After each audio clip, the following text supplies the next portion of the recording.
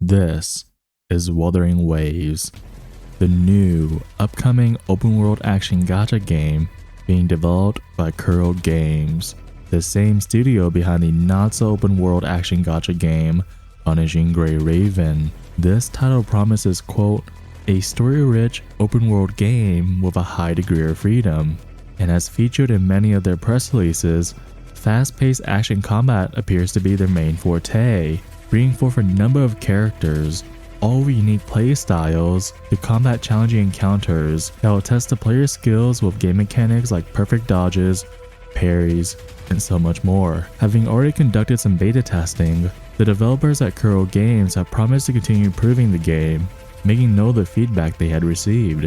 Did the Wuthering Waves dev tell you the release date? No, but I will say this. Wuthering Waves, definitely the developers are taking a lot of the criticism they got, because they definitely recognize they got a lot of negative criticism in their first beta. They are reworking a lot of the game, like a lot of the game.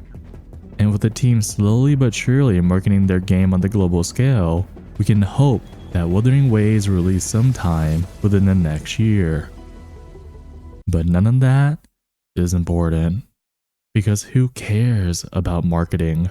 Like, character lore? No thank you. All that matters is one thing, and one thing only. That being, can Wuthering Waves kill Genshin Impact?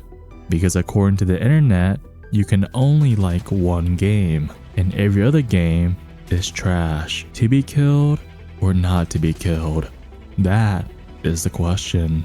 And so we ask, can this game dethrone the king of the gacha game industry?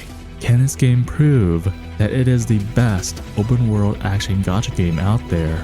Can Wuthering Waves be the Genshin Impact killer? No. No, it cannot. And it never will be. Even if the game does exceed all expectations, Wuthering Waves can never reach the heights that Genshin has reached, and not just Wuthering either, but any gacha game for the matter of fact, not because Genshin is this absolute masterpiece that transcends all layers of heaven or hell, but because Genshin has done something that no other gacha game has managed to do. Genshin Impact became too big to die. Unless the Way destroys the game's engine and servers himself, Genshin will never die until Hoyoverse decides that the end is the end. And even when this game does end, Genshin will still live on through the millions of players who love the game. Whether it be through cosplay, through fan art, through whatever, Genshin Impact has become so big that when the game does die, it never truly dies. Now, I'm not going to leave you with such a boring answer, but instead raise some questions. 3 questions related to why the Genshin Impact killer is nothing but a vision. Question 1. How did Genshin Impact get so big in the first place? Question 2. Why are people so adamant about a Genshin Impact killer? And question 3. If not a Genshin Impact killer, then what could we possibly need?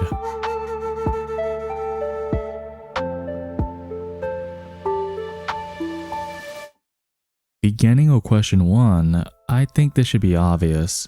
Asking someone how Genshin Impact got so big is like asking them how Zhongli angered an entire country. No matter what you think of Genshin, whether you like the game or not, you have to admit that there is no gacha out there that comes even close to the production value of the game. You have amazing art and animation, hours of content to play through, and an open world that you can traverse seamlessly. All of this playable on your own mobile devices for free, which is arguably the most important reason why Genshin is so successful. The game offers so much high quality content for the cost of nothing, and can be played anywhere at any time. Because as stated by our favorite video game company, Do you guys not have phones? Yeah, you guys all have phones, right? You can play your tablet too. and when I say high quality content, I mean that the content is backed by high production value. Your enjoyment of said content depends on your own mileage. Just had to make that clear. Of course, even with high quality content and no entrance fee, Genshin should have only been a smash hit inside of the gacha sphere, and yet, the game has gone on to become a worldwide sensation. No graphics or playtime can ever really make that a reality for most gacha games. So why Genshin Impact? Let us go back to the year 2020, back to the prisons that we all remember as our own homes. Because during the initial launch of Genshin, the COVID-19 pandemic had claimed the entire world. With nothing else to do in the meantime, we began escaping to the virtual world of the internet. And during this time, that online media began to explode in popularity. Animal Crossing was breaking records for the most sales, Cyberpunk was breaking records for the most fails, and VTubers were breaking records for the most whales. Everything digital began to become popular among the masses, including Genshin Impact. Because the game was released at a time where everyone had nothing to do, Genshin managed to find an audience that should have not been there had it been released any other time, which ultimately led to the game becoming a worldwide sensation. So unless another pandemic rolls around, which I think should not happen, no other gacha game will be able to replicate Genshin's rise to fame. Hence why the Genshin Impact Killer is nowhere to be seen. Yet in spite of this, the demand for the Genshin Impact Killer continues to grow by the day. Which takes us to question 2. Why are people so adamant about a Genshin Impact Killer? Let us begin with the obvious answer. People just like to hate popular things. Popular anime? Trash. Popular game? Trash. Popular vote? I mean, come on Mojang, no need to get political here. People simply hate things that are popular or overrated, as the kids say. And so they cannot help but wish for the death of something that millions of others still enjoy, because their opinion is the only opinion. No matter who the killer is, so long as the job is done, then the people are happy. Until they realize that there's a new popular kid in town. By the way, I think I need to clarify that we are talking about why people want another game to kill Genshin, not why people hate Genshin. Those are completely separate topics, the latter being a matter of subjectivity and deserves its own video.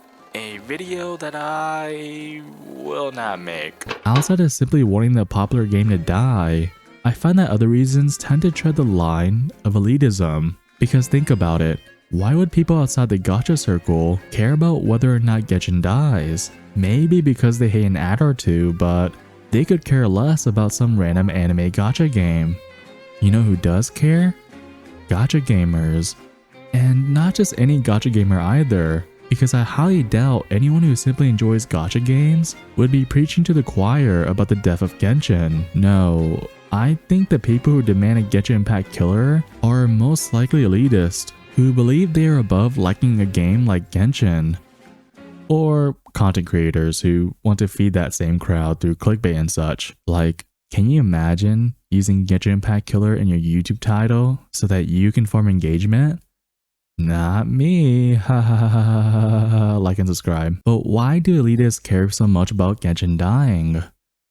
I don't know. Why do people spend their time online being angry and hateful when they could be doing something more fun and productive?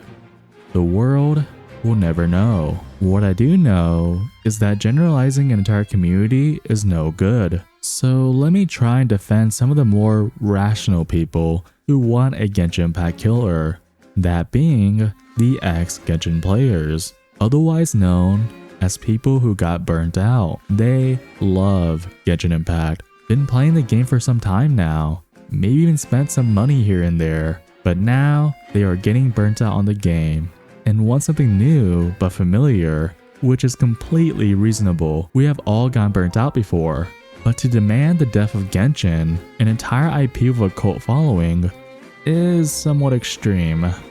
But you know what is a better alternative to outright killing the game? Competition, which is the answer to our final question. Question 3. If not a Genshin Impact Killer, then what could we possibly need? Now I know that I have been taking the term Genshin Impact Killer quite literally, Anyone with some common sense knows that Genshin cannot be killed for the reasons we have discussed. However, I do think that the term does carry a sentiment that we all share, that being the want of competition. But why does Genshin need competition, you might ask? Well, sorry to say this, but Genshin is not perfect. Nothing is perfect, truth be told. There is always room for improvement, especially in Genshin. I mean, artifact farming. Need I say more? With no direct competitor, however, Genshin does not have the urgency to further improve the game. Maybe eventually, but why would Hoyoverse invest more time and money when their current workflow profits well enough? And so that could very much lead the game to become complacent, never feeling the need to keep on improving. Which is why competition is important. Not only does it benefit the competitor, but it also benefits Genshin as well. Look at Honkai Star Rail, for example. The daily commission system in that game was very well received, and so Hoyoverse took note of that and then added the adventure encounters to Genshin in response. Now imagine if that same thing can happen for other features, like the self-modeling resin or the conventional memoir. I think any Genshin player would welcome these changes, but that really does speak to how poor the competition is. Star Rail should not even be considered a competitor, yet it's still somehow the closest thing we have to one. Unless you really want to count Tower of Fantasy, but I think that train has already left the station. Tower of Fantasy, a gacha game so hyped up that many truly believed it to be the de facto Genshin Impact killer. But because of that expectation, TOF came crashing down when the players realized that this was not the game they were promised, leaving a permanent scar on its name, serving as a reminder why the title of the Genshin Impact killer can do more harm than good. And no, games like Fate Grand Order and Granblue Fantasy do not count. Completely different markets. Which is why titles like Project Mugen and Wuthering Waves have become items of interest. But rather than calling them killers, what we need to do instead is call them competitors, because competition benefits all games, rather than just servicing one. What we need is not the WoW killer to our World of Warcraft. What we need is a Final Fantasy XIV, another game that can coexist within the same market, offering something familiar but different at the same time. Trust me when I say, you can like more than one game. You can like different games for different reasons. The least we can hope for is a fun game that is a worthy competitor, because at the end of the day, all we want to do is enjoy gacha games. There is literally no harm in wanting a game to do better, as there is no good in wanting a game to just fail. And through competition, can we see this become a reality? I'm sorry to tell you this, but no, there will never be a Genshin Impact killer. If you like this video, then please leave a like. If not, then a dislike will do. And subscribe to the channel if you want more.